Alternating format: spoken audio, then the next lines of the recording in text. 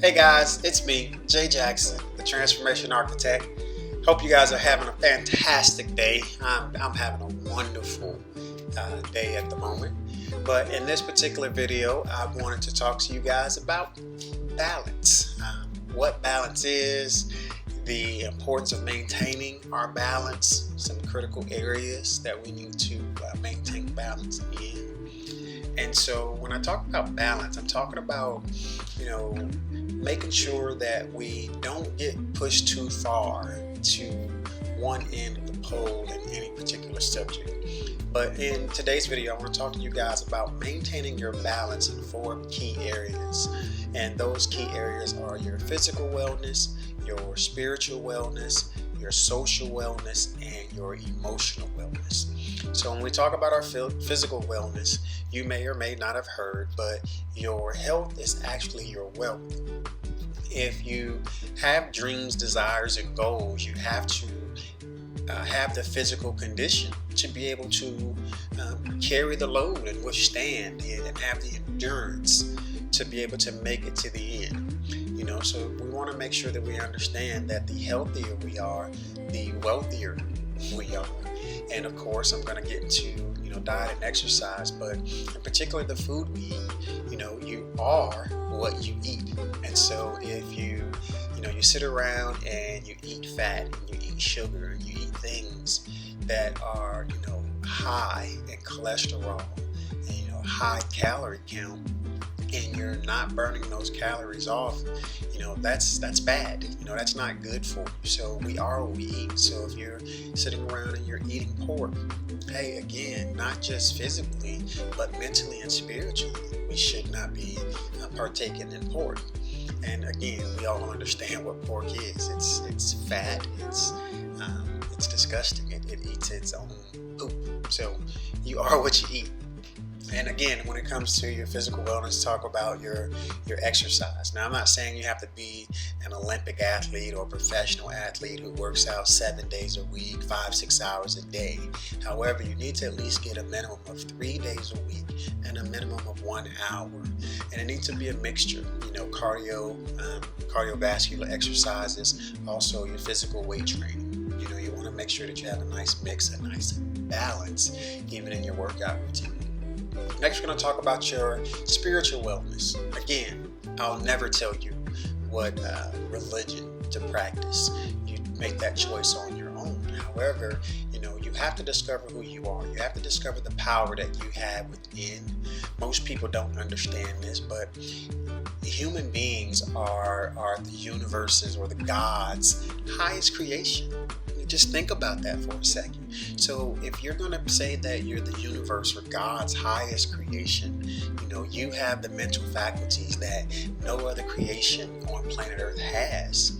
And the only way you can truly discover, what you're capable of or tap into your source or your higher power is, you have to have that spiritual wellness. And we talk in other videos about, your meditation and your prayer time. But make sure, you discover who you truly are inside and practice it often. Again, how often is totally up to you. The duration of it is totally up to you. But again, don't become an extremist. Don't allow yourself to get pushed so far to one end or one extreme to where you completely disregard or become tunnel vision and have blinders on to the possibilities of what you could possibly learn from another religious practice or another spiritual practice, whichever route you choose to go. But don't get pushed too far to one extreme, because again, you become an extremist, and the media will tell you what types of activities that extremists participate in. I'm sure you don't want to be boxed in or categorized with any of those guys and gals. But again, make sure you focus on your spiritual wellness. Next, I want to talk to you about your social wellness. Human beings are social beings. We are supposed to interact. We're supposed to socialize. Again, in balance. You want to make sure that all of your time isn't spent on socializing and you lose sight of your spiritual or even your physical well-being. But you definitely want to get out and socialize with people, socialize with family and friends. Get out and so that you can maintain those connections and build those healthy relationships, because it's our relationships, it's our network that actually helps us, again, get from where we are to where we want to be, or to get from this particular level to whichever level we desire to get to. It's our relationships, and we need to nurture the relationships with our family and our friends. But again, it needs to be a healthy nurturing, that is conducive for your ultimate goals and your ultimate health and well-being.